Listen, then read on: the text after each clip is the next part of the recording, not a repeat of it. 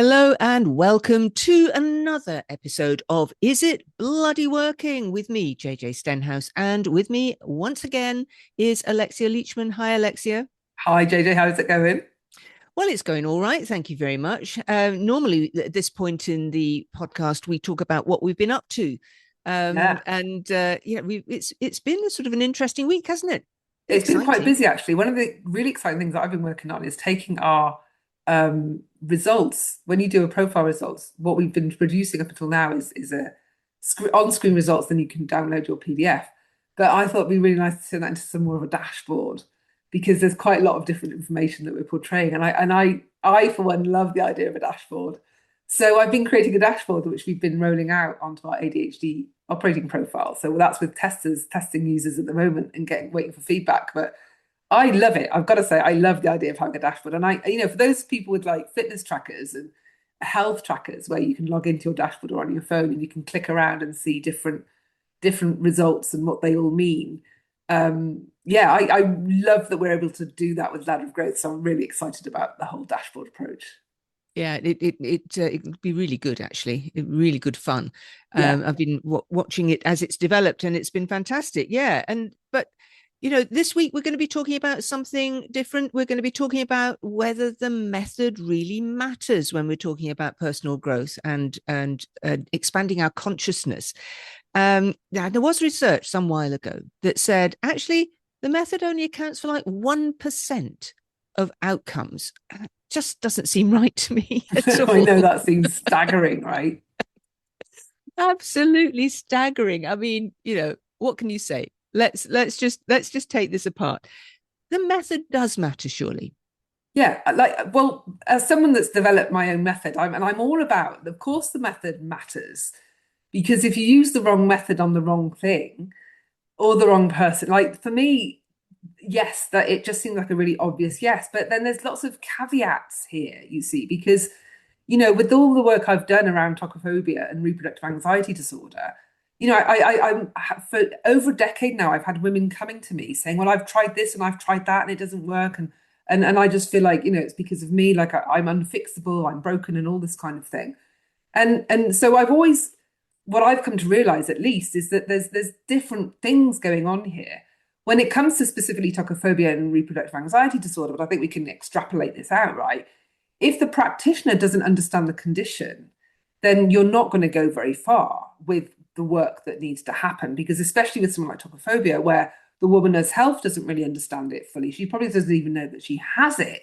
So she needs the practitioner to really understand the territory. So if the practitioner doesn't understand the territory of what's going on inside the client, this is going to be very difficult to make any progress. But you also need the method that works within that context as well.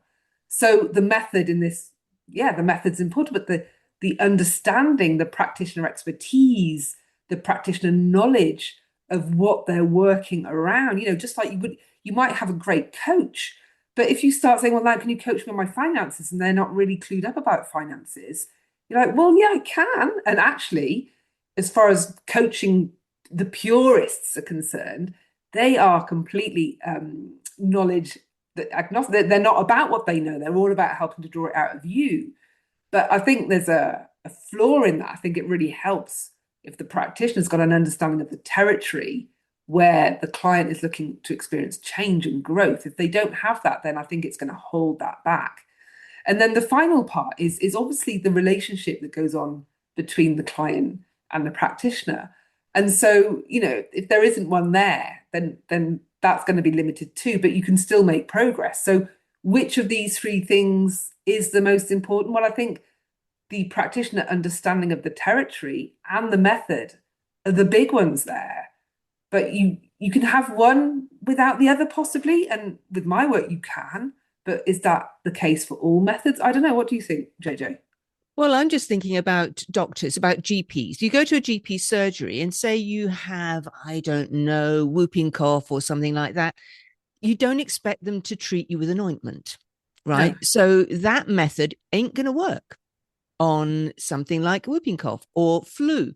So you have to understand the condition to know what you're going to be able to do to affect change. In other words, to cure that condition.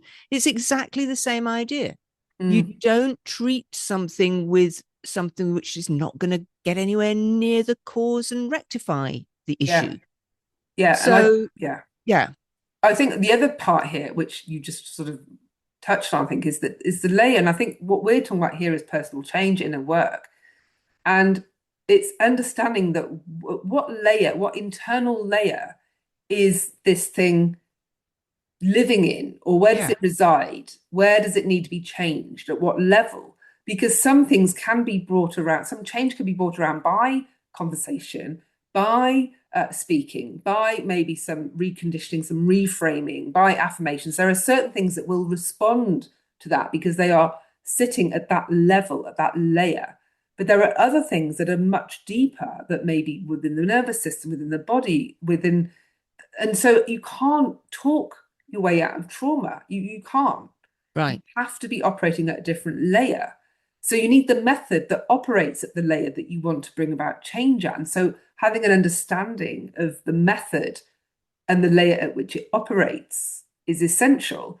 And of course, you need the practitioner that understands these layers and that understands the method and then also understands the condition. Because I think without those three things, you can have limited outcomes.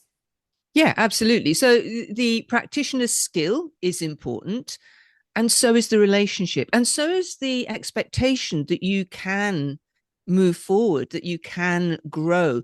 It's a bit like the placebo and nocebo effect, right? If you take a placebo and you expect that you will get better from something, then studies have shown that people do Yeah. improve, uh, Yeah. and it's purely that perception. But it's really important for the practitioner to know exactly what's going on. And that brings us round to ladder of growth, really, doesn't it? Yeah. Because that's a way of pinpointing where the issue lies.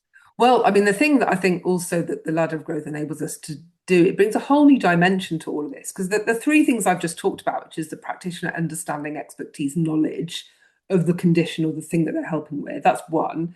Then you have the method, that's two. And then you have the relationship, right? But there's Yeah. another part. It's like, where is that client on their own developmental journey? Like, where Right. are they? And in other words, what level of consciousness are they at?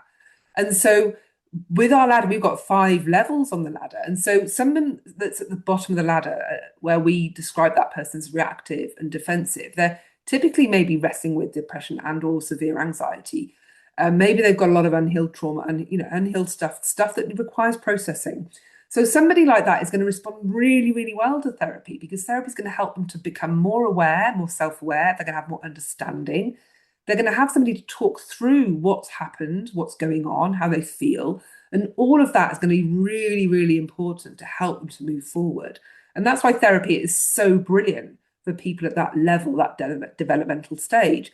Now, when they move on to the next level, which we call aware and unsettled, now they're aware, right? They have a visibility over their wounds, over their patterns, over what's going on. But now they're like, oh, well, I've got these cycles, I've got these repeatable cycles, I keep looping and I need to get out of this, but I can't. So they're aware, but now they're very unsettled because they realize that now they've got a sense of, okay, this is where I'm at and it's not great and I need to change. It might be great, but they've got a sense of, I want to change how I feel, right?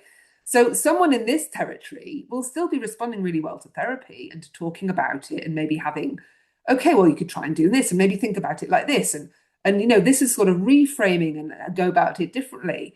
And so, but also probably respond quite well to some trauma healing at this point. Maybe they're ready, they've got that emotional strength and that awareness about what is going on inside of them that goes, right, okay, I'm ready for this. I feel strong enough to deal with this. I can do this. I've got the courage to face it. And so that then you can introduce a different type of approach, a different type of therapy. And so as people move up the developmental stages at our ladder, but not just our ladder. I mean, anybody that speaks about levels of consciousness, these are consistent themes that appear everywhere. But what we're seeing is that as you move up, a different approach is needed, a different method is needed, a method that operates at a different level is needed. You're looking in different parts of your own inner landscape. And so recognition of where somebody's at is really important so that you can discern as a practitioner where you need to aim your efforts in terms of bringing about change. Yeah. And that relationship between the practitioner and the client or patient, and client, I think is probably the better word, that relationship whereby you can work out that the person that you're working with is ready to make the change, because that's an important part of it as Yeah. well, is the being able to say, yeah, okay, I can face that now. Let's go. Let's do it. Yeah. That's huge. And I think, That's massive. Because yeah, even I spoke to somebody yesterday, I think you did, you were telling me about it. You were speaking to somebody about anxiety, and they're like, oh, yeah, yeah, I've got that. Not really. And it was clear from the way that they described what was going on that they really weren't up for letting go of their absolutely. anxiety, right? Yeah, you could tell. So some people just don't have that readiness to move Yeah. forward, and they're happy at the level they're at, and there's no judgment. That's where they want to be. So having this understanding, and a good practitioner will be able to pick up on that very, very quickly, I think. Yeah, and that's where the skill of the practitioner is really important. But that's not to say that their method isn't important. So these different levels really require a different aspect of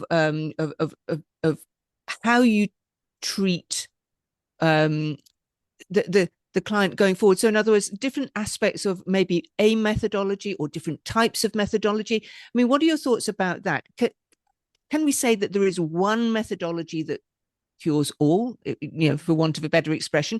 Or are there just different aspects of certain methodologies? I mean, for instance, you have your head trash clearance. So how does that work in practice? Yeah, so I find that I've got there's two different main methodologies within head trash clearance. There's one that really does that calibration at one level, and there's one that goes much deeper for the wound healing.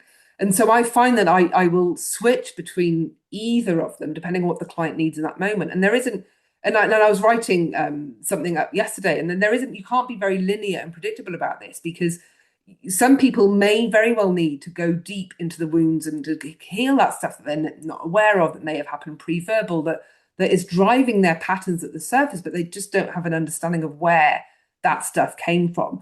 And it's important to kind of dig it out and clear it out. And so maybe somebody going through burnout needs to head straight into wound level healing, because actually that's what's responsible for driving the burnout in the first place. So I've found there's no set way of going, oh, well, we always start here and not always go here.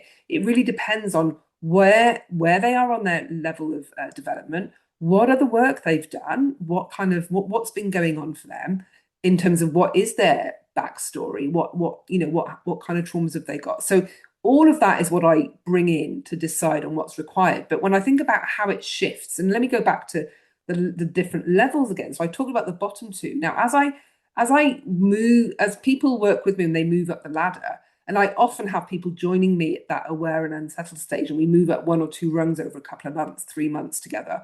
And by the time they're kind of at the integrated and focused stage, they are now responding to a very different level of methodology that I bring forward, because now they're very goal oriented. Now they have trust in themselves that they can pursue, they can set a goal and pursue it. So up until that level, they might be yo-yo dieting. They might start one thing, not stop. They haven't got that consistency. So they don't necessarily trust themselves to do that. Whereas once they've built up that inner trust and they're like, oh, okay, I can set a goal and I can actually go and achieve it, and I might do that. Now they want things that are more goal focused and more about getting rid of the sabotage and getting rid of it's much more forward focused viewing, as opposed to looking back and going, well, what happened in my life that I need to heal and let go of? It's more about clearing the resistance, which is what stands between you and your future, as opposed to what's holding you back from behind, if that makes any sense. So yes, I shift what I deploy in session depending on where my clients are on their developmental journey. And that developmental journey is not linear. No, That's another thing to bear in mind. I mean, it's very messy, or can be very messy, can't it? it can be, and you can be far ahead in one area of your life and then not in another. So your relationship might be fantastic, but your work life might be a disaster, or vice versa. So you have what we've observed and what we track with the ladder of growth as well is mapping people on their ladder position, on their developmental position. Emotional maturity is another way of thinking about it, around these different areas of life. And so you could be very high up on one area and low in others. And so, yes, and so we are these complex beings. And of course, nothing's going to be linear when it comes to humanness and being human and the messiness that is what's going on in our heads, right? But when we start to focus, let's say, if you think about a particular growth journey that you want to be on, like I want to be a better entrepreneur, I want to be a better parent, I want to get rid of my anxiety, I want to whatever that thing is that you want to sort out, that is in itself a little growth journey. It's like, okay, well, if I want to sort this out in my life, what are the main areas I need to get improve on? Everybody knows that if you want to improve your health, you need to look at your food, your calories, your exercise. There are certain things that suddenly become on your radar as things I need to be measuring, tracking, and managing. And the same goes for other areas of life. If you want to improve your how you are as a business owner, there are certain things that you need to be now putting on your radar in terms of tracking. And so that's how we look at it. And so yes, some of these things are going to be high, some of them low, and that's the magic of being a human and the complexity of being a human, right? It is. It is. It is also very difficult for some people if they're successful, if certain aspects of their being, of their consciousness are ranking quite high. It's very easy to kind of gloss over the things that aren't working without having some kind of evidence to show that actually this is an area where you're quite weak and that actually impacts a whole lot in your life. And that's where the ladder of growth can help as well, isn't it? I had a brilliant session with somebody yesterday, actually, that just kind of speaks this completely. And she did the perinatal, like the birth readiness profile. And she, in her own words, she was like, I'm thriving in every area of my life. Like my life is good, relationships good, job's good, da da da. But it's just this phobia around pregnancy and birth. And she did her profile, and that's exactly what her profile showed. We give a radar chart, like a spider chart for people to see. And there are 12 categories that we map on the birth readiness profile. And the three that were like everything was on the outside. It was always like a circle. And there were three things that came into the middle to show a very low score. And it's pregnancy, birth, and body, which obviously the body's all about pregnancy and birth. And those are the things that she was like, oh my God, this is me. This is totally me. She saw herself in that. And immediately when I saw that, I was like, I know exactly what I need to do with you. And so as a practitioner, suddenly I had everything I needed in that to go, right, we're going to start here. And that's what's needed. And so having this understanding that yes, there are going to be parts of you that are going to be lower, and having that visibility and understanding can also help you to go, actually, I'm okay. I mean, it's okay. I can not worry about that anymore because that's looking pretty good. I can just now focus on these areas. And that kind of visibility can relieve a lot of stress and anxiety where you have these, you just don't know the answers. So you keep looping around and going, well, what, how am I doing on that? How am I, you loop on something, whereas when you can see it written down, you're like, okay, I can park that. I don't need to worry about that for the time being. I can just focus on this. And it means you can make more progress because you're focused. Yeah. And I guess that, that's what's missing. Not to say that, traditional coaches and therapists are not good. They are, and there is a place for them. But what's often missing is that aspect of being able to pinpoint exactly where the issues lie. Because, you can be doing talk therapy for years. I mean, I keep thinking of old Woody Allen films when I think of talk therapy and him going on about seeing his therapist for years and years and still going, and nothing really changes. So, but, for some people, the talk therapy is great, but you don't really see that map of what needs to get sorted in the moment. And that's the other thing about Ladder of Growth. It's about what's going on in the moment so that you can sort out. Yeah. And I think the like in terms of those people that are going to therapy that goes on for a long time, I have to ask myself, how is that allowed to continue? Not allowed to continue. I'm not being judgmental with that. It's like, isn't there someone, the client probably, has chosen to go to therapy because they want to achieve a certain outcome. And if they're not achieving that outcome after, let's say, 6 months or a year, then what is going on in their head to make them think, oh, I'm just going to keep going here because why? So why is Woody Allen still going to his therapist 10 years later? Why did he go in the first place? Yeah. And why is he still going? Right. Yeah. That's the thing that I want to know. Yeah, no, but there is a trope, isn't there, that therapy takes time. Yeah. That it takes time to get over certain aspects of one's psychology, if you like.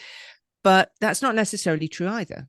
No, I mean that could be a whole separate episode I to know look at, we'll probably do an JJ. episode on that And at I've some got quite a few stage. Substacks on this, so I think we need to like. I I totally know. agree with you. It's definitely like the slow is the enemy of change because it doesn't have to be slow. And I think Yeah, yeah, we'll dive onto this in a lot more detail we another will. time. But I think the idea that when you do go and seek out personal change, whether it's with a therapist or a coach or a psychologist or body worker, breath worker, like whatever you might be doing, is there a thing? Is there a reason why you're doing it? And what is that reason? Is it, oh, I want to give it a go? And so it's maybe curiosity. Is it, oh, I really want, I really need help grounding, like regulation, maybe there's something around that. Or I really want to sort my anxiety out. Maybe there's something quite specific. Or if it's a coach, I really want to achieve X, Y, Z. And, so there must be a reason that you're pursuing this. So think about what that reason is. And if you're still doing something, 6 months later, and you're like, well, hang on, why am I still doing this? Because you're clearly paying money for it, time, it's taking up mental bandwidth, emotional bandwidth. There needs to be some questions about, well, what are you hoping to achieve from doing this? And at what point do you check in with yourself over that? Yeah, yeah. Yes, and getting back to whether the method matters, it does matter in that, a lot. I mean, for me, right, personal story, spent a lifetime not realizing that I was suffering from tocophobia, and because nobody named it, you did eventually, but nobody else in my life had named it, and so therefore, who knew what to do to get rid of it, even if you knew you had it, right? So actually having a name and being able to pinpoint what is going on is for me now, absolutely crucial Yeah. to know how to get rid of it. So, in other words, I'd done a lot of stuff, a lot of, therapies, a lot of programs, nothing quite hit the mark. And it's only once I knew what the issue was and what the cause was and how then you might get shot at that I was Mhm. able to do that. So it is really important to match the method with the issue or the program that's stopping somebody from moving. Yeah. And naming it and giving it language. And I think that's why a Naming lot of it. people a lot of people like want their ADHD diagnosis, for example, because they want to know Right. what they've got.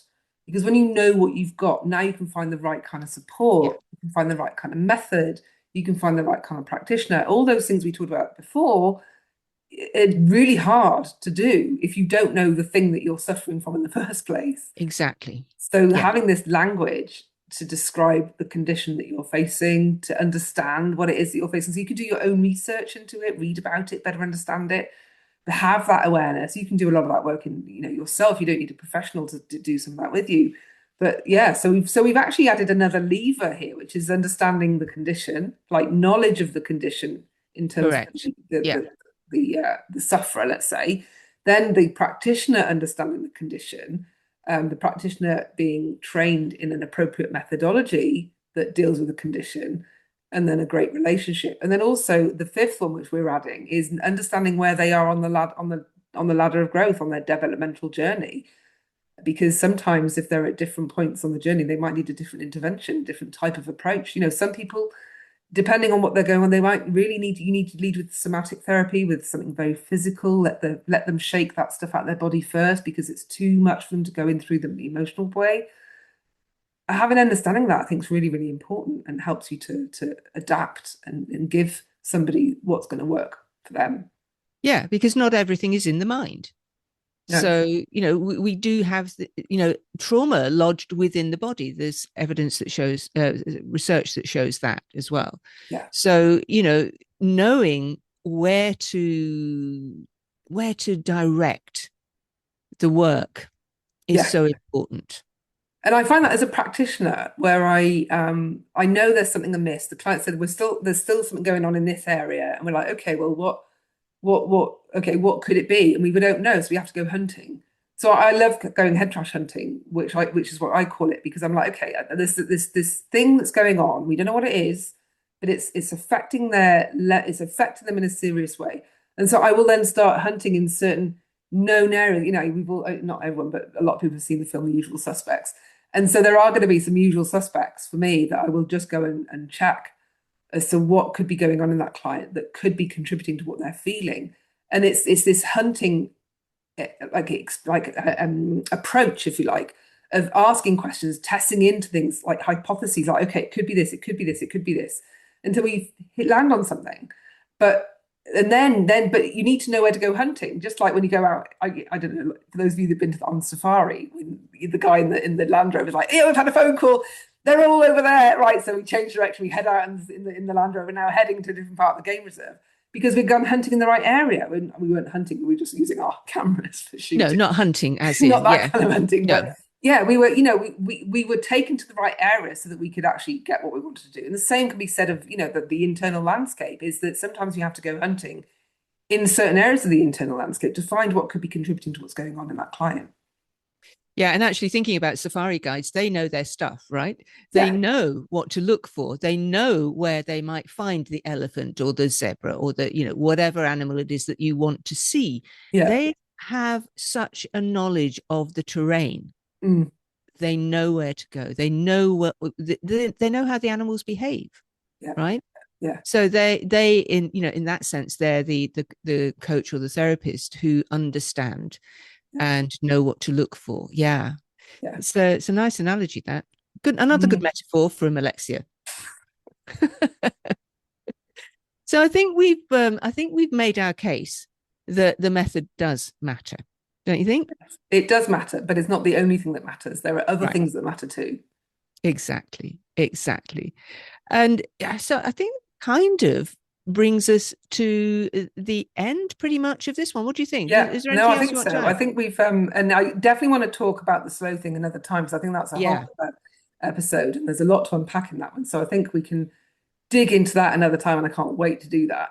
But I think for today, I think the method definitely important, but also these other aspects, the knowledge of the terrain, understanding of it, having the language to talk about what's going on, but also a way of understanding where they're at, and then obviously measuring it, understanding the impact of the work that you're doing through measurement, which is another key thing, because that raises expectancy. We talked about expectancy, and when you can demonstrate that your stuff works through measurement and evidence and data, you raise expectancy in the client, and they're more likely to change as a result of that too. So it kind of feeds itself. Exactly. So that brings us to a close, but not before we ask you to join us in a sit spot. And today, this week, we're going to ask you to pick a practice that you've been doing for a while, a method that you've stuck with because you've been told it works. And so this week, have a watch out for a single moment where that practice actually shifts something in you. Notice whether it's just a routine that you complete, and see if you can tell the two apart. Is it really working is it bloody working for you? Yeah. Or if it isn't. Yeah. And let us know. So on that note, thank you very much for listening and watching, and we'll see you next week. So it's goodbye from me and Alexia. Bye. See you next week.